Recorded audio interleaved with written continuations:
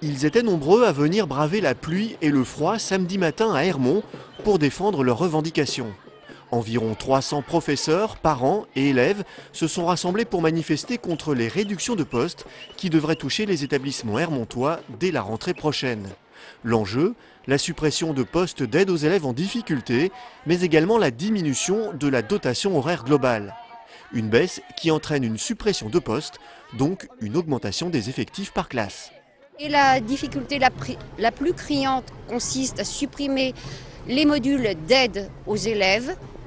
En français et en maths, on se plaint qu'ils ne connaissent pas et qu'ils n'acquièrent pas les bases du socle commun de connaissances quand ils arrivent au collège, et on supprime les aides en maths et en français. Il y a plein d'autres établissements qui sont dans le mouvement et qui sont aussi touchés par ces heures, comme me dit mon slogan, si tu touches à mes heures, c'est l'école qui se meurt. Ça me paraît d'une grande évidence. Voilà.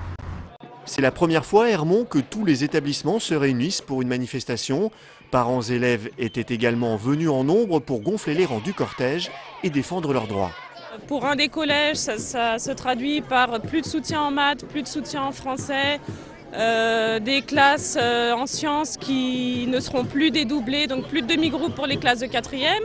Dans l'autre collège, c'est une fermeture d'une classe en 6e, une fermeture d'une classe en 4e, ça veut dire des effectifs surchargés. Tout le monde est mobilisé, ça va du primaire, du collège et au lycée également, il y a des baisses du nombre d'heures, donc voilà. Le mouvement devrait prendre de l'ampleur ces prochains jours. À un mois de l'élection présidentielle, les points de tension, comme à Hermont, se multiplient.